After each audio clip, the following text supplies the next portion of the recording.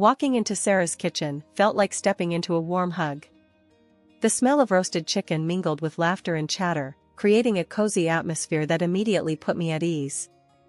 I was a bit of a hermit, preferring my books and lesson plans over social gatherings, but Sarah had a way of drawing me out of my shell.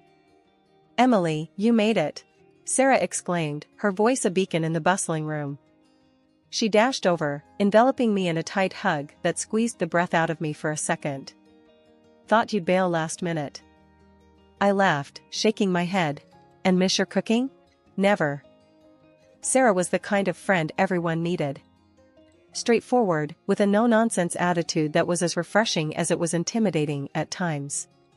Her husband, Mark, was the quieter counterpart, a gentle giant with a knack for listening that balanced Sarah's fiery spirit perfectly. As guests mingled, sipping on wine and nibbling on appetizers, I noticed a man I hadn't seen before. He stood out, not just because of his sharp suit that screamed "I mean business," but there was an air about him that caught my attention. He was chatting with Mark, but his gaze wandered, eventually locking with mine. "That's Michael," Sarah whispered, sidling up to me. "Quite the catch, huh?" I raised an eyebrow. "And he's here because?" Sarah's grin was mischievous. "Let's just say, I might have played matchmaker tonight." Before I could protest, Sarah was dragging me across the room, my heart hammering in my chest. "Michael, this is Emily, the friend I've been telling you about." "Emily, meet Michael, the city's most eligible bachelor." Michael extended his hand, his grip firm but gentle. "Pleasure to meet you, Emily." His voice was smooth, with a confidence that made my knees wobble a bit.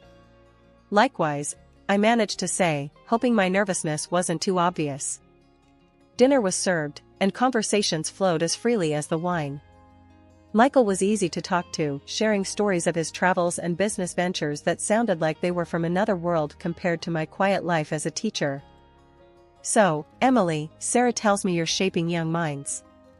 "That must be rewarding," Michael said, his eyes twinkling with genuine interest. I shrugged, feeling a blush creep up my cheeks. "It's more like herding cats, but yeah, it has its moments." Michael laughed, a sound that made my heart flutter. "I can only imagine. It takes a special kind of person to do what you do." The evening flew by in a blur of laughter and shared stories. As the night wound down, Michael offered to walk me to my car, a gesture I found charmingly old-fashioned. Standing beside my car, the cool night air felt electric between us. "I had a great time tonight, Emily. I was wondering if you'd like to go out sometime, just the two of us?" I hesitated, not used to this kind of attention. That sounds nice, Michael." "Great. I'll call you," he said, his smile sending a wave of warmth through me. "Yeah, I'd like that," I replied, the smile on my face feeling permanent. Driving home, I couldn't shake the feeling that tonight was the start of something new. Little did I know, that dinner at Sarah's wasn't just a simple gathering. Waking up to the chirping birds outside our bedroom window, I stretched, still marveling at the reality of my new life. Married to Michael, living in a house that seemed straight out of a magazine, it was a far cry from my cozy, somewhat cluttered apartment back in the city. The smell of coffee wafted up, pulling me out of bed and downstairs, where Michael was already up, looking every bit the successful businessman, even in his casual morning attire. "Morning, beautiful," he greeted, his smile bright. "Coffee?" "Yeah, thanks," I mumbled, still rubbing the sleep from my eyes. Taking the mug, I sipped the strong brew, letting it chase away the remnants of sleep. "So, what's on the agenda today?" Michael asked, his tone casual as he glanced over his phone. I shrugged. Thought I'd unpack some more boxes, maybe explore the neighborhood a bit. Michael nodded, his attention half on me, half on the emails he was scrolling through. "Sounds good. I've got meetings back to back today, won't be home till late." This had become the norm since we moved in. His presence, once constant and comforting during our courtship, had become more like a guest appearance in our home. I brushed off the nagging feeling of loneliness, chalking it up to the adjustment period of marriage. That evening, when Michael finally came home, I decided to broach the subject. "Hey, can we talk?" I asked as he loosened his tie, looking exhausted. He raised an eyebrow, sitting down on the sofa. Sure, what's up?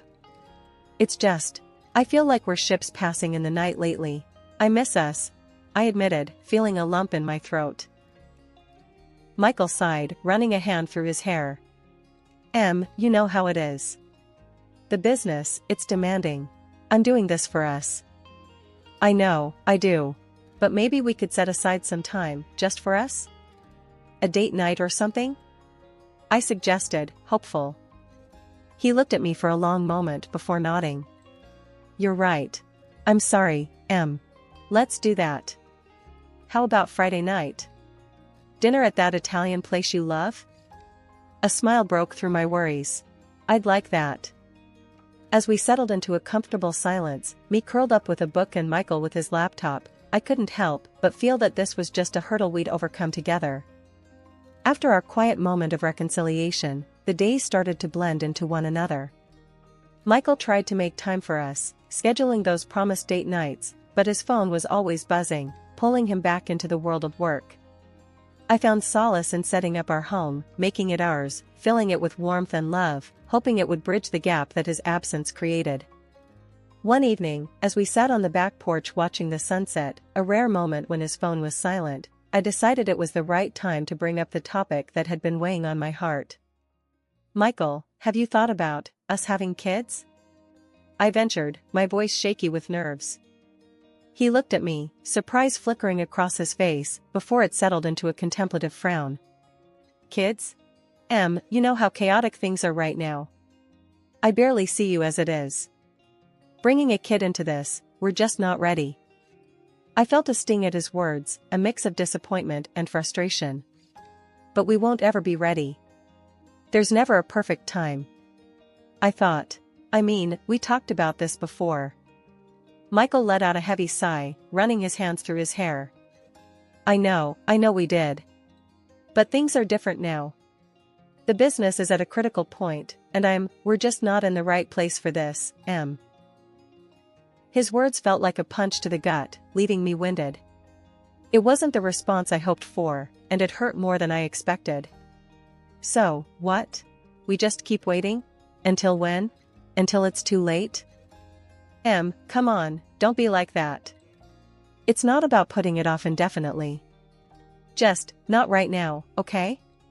Let's get through this patch, and we'll revisit. I promise, he said, his tone gentle, but firm. I nodded, not trusting my voice. The conversation had not gone as I hoped, leaving a heavy silence between us. As the night drew in, the gap between us felt wider than ever.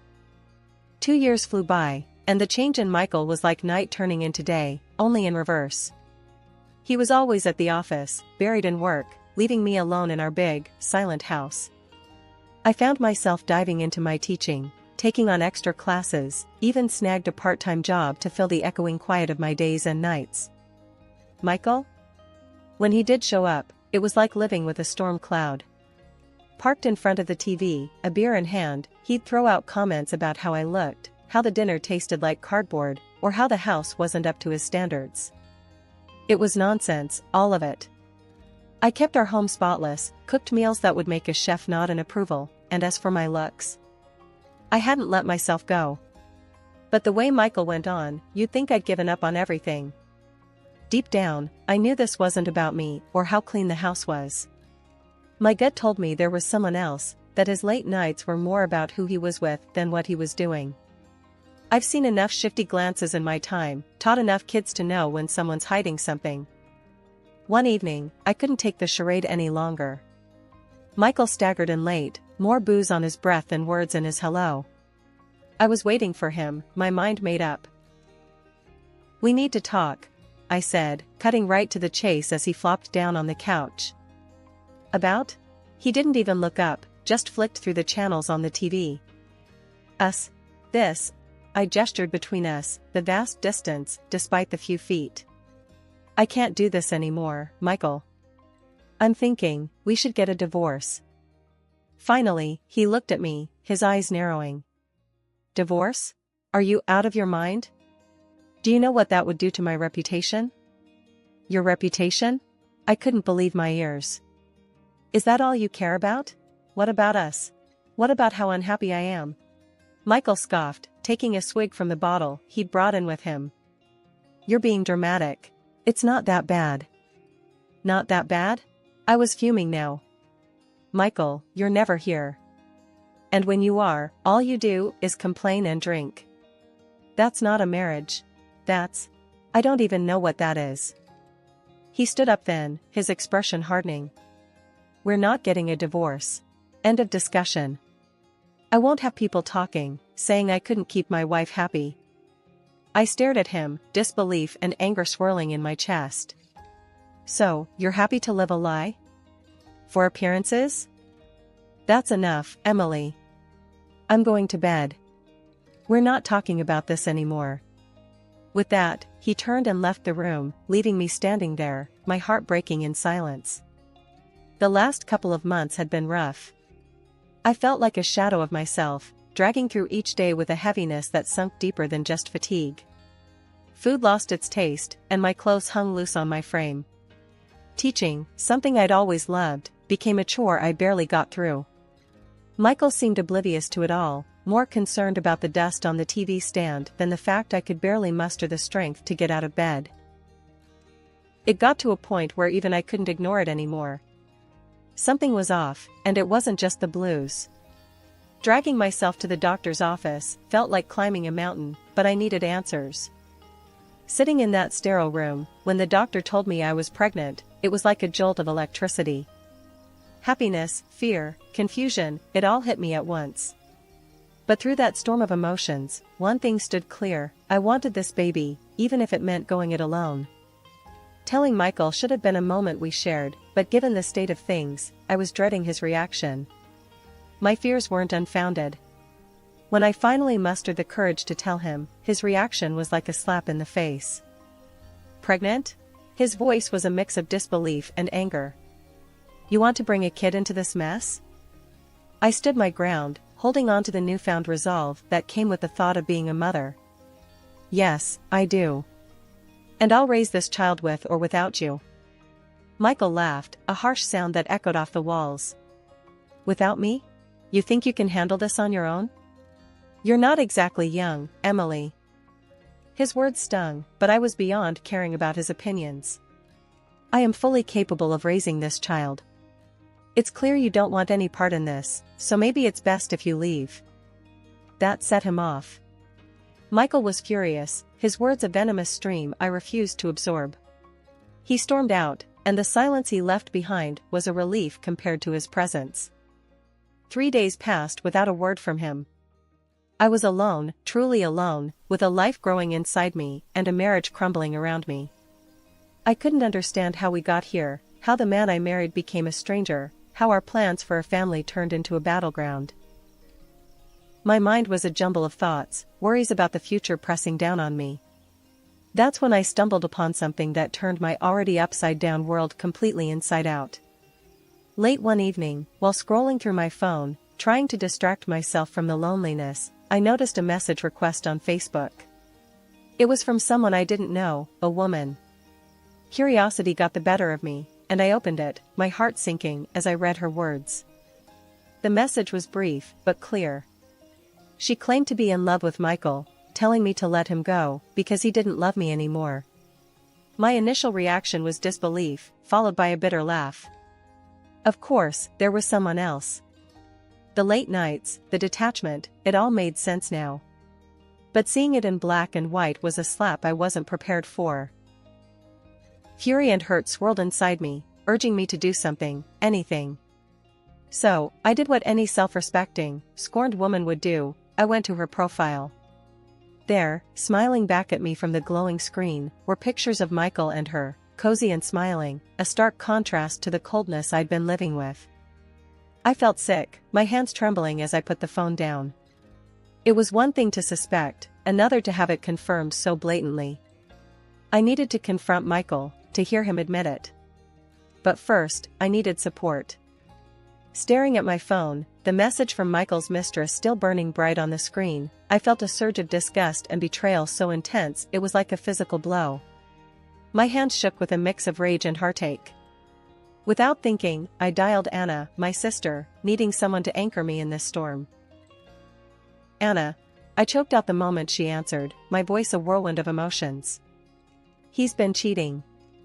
There's someone else, and she had the nerve to message me. Anna's voice came through, sharp and clear, laced with anger on my behalf. That lowlife. Are you okay? What are you going to do? I'm done, Anna. I'm filing for a divorce. I can't do this anymore. Not only that, I'll make sure he pays for this, compensation for his cheating and alimony for the baby. I said, my voice growing stronger with each word, my resolve hardening. Before Anna could reply, a shadow fell over me. Michael had entered the room, his face a mask of fury and shock. Without a word, he snatched the phone from my hands, ending the call. Filing for divorce, huh? And you think I'm going to just roll over and accept that? He spat out, his voice laced with disdain. I don't care what you accept. You've made your bed, and now you're going to lie in it. I want nothing to do with you. I shot back, my heart pounding in my chest. Michael sneered, a cruel smile twisting his lips. I'm not marrying her, Emily. It was just an affair. And you think I'll give you a divorce? Pay you alimony? He laughed, the sound bitter and cold. I won't let you drag my name through the mud. And I sure as hell won't be paying for a kid that might not even be mine. His words were like daggers, but I stood my ground. You don't have a choice. I'll go through the courts if I have to. You think you can live this double life, juggling your wife and your mistress, without any consequences? You're wrong. Michael's anger seemed to boil over at that. You have no idea what you're getting into. I won't let you ruin me, he hissed, his face inches from mine. I'm not the one who ruined us, Michael. You did that all on your own. And now you're going to face the consequences, I said, my voice steady despite the storm of emotions raging inside me. The words Michael spat out about not wanting the baby and his refusal to leave his double life behind hit me hard. I was reeling from his coldness, his outright cynicism. In that moment, my decision was made, I was leaving. But as I turned to grab my things, a sharp pain cut through my stomach, so intense it ripped a scream from my throat. Michael, call an ambulance. I gasped, doubled over in pain, clutching at my belly. He looked at me, annoyance flickering in his eyes, before being replaced by a reluctant sense of responsibility. I'll drive you, he muttered, clearly irritated by the inconvenience. It was pouring outside, the kind of relentless rain that blurred the world into a watery haze. I struggled to the car, each movement a burst of agony. Michael drove, silent and tense, as we navigated the slick country roads. Then, horror struck, a warm rush of blood, a crimson stain spreading over my clothes and onto the car seat. Michael! I cried out, terror seizing me. There's so much blood. His reaction was a mixture of anger and disgust. Get out! He barked, pulling over with a screech. You're ruining the upholstery. In disbelief and pain, I somehow managed to get out of the car, expecting I don't know what. Help, maybe? But Michael just drove off, leaving me there alone, in pain and bleeding on the side of the road. I don't know how long I was there before darkness swallowed me whole. When I woke up, the sterile white of a hospital room greeted me, and my sister, Anna, was there, her face etched with worry and relief. Emily, thank God, she breathed out, squeezing my hand. I found you on the road. I was so scared when our call dropped, and I came looking for you. The pain had dulled to a throb, overshadowed by a heavy sense of loss. The baby? I whispered, fearing the answer. Anna's eyes filled with tears. I'm so sorry, Em. They couldn't save the pregnancy. Grief washed over me, a tidal wave of sorrow for the life that would never be. Amidst the pain, Anna shared that Michael had been in an accident too, found not far from where she'd found me. It seemed fate had a cruel sense of irony. He's here, in the hospital. It was his fault, the crash, she said quietly. It wasn't long before a police officer entered my room. He was a middle-aged man with kind eyes, introducing himself as Officer Daniels. He pulled up a chair, his demeanor gentle yet professional. "Mrs. Thompson, I understand this is a difficult time for you, but I need to ask you some questions about last night. Your sister informed us of the circumstances leading up to your situation," he started, glancing at Anna before turning his attention back to me. Taking a deep breath, I nodded, signaling him to continue. "Yes, I'll tell you whatever you need to know." Officer Daniels nodded, taking out a notepad. "Can you tell me about the argument you had with your husband?" The memories came flooding back, and I recounted the events, my voice steady despite the pain that throbbed in my heart. "We argued about our failing marriage, about his infidelity. And then, when I needed him the most, he abandoned me on the side of the road." The officer's brows furrowed as he scribbled down notes. "And he was aware of your condition? That you were pregnant?"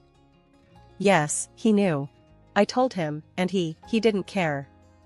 He left me there alone," I managed, the bitterness in my voice surprising even me. Officer Daniels's expression softened. "I'm sorry you had to go through that, Mrs. Thompson.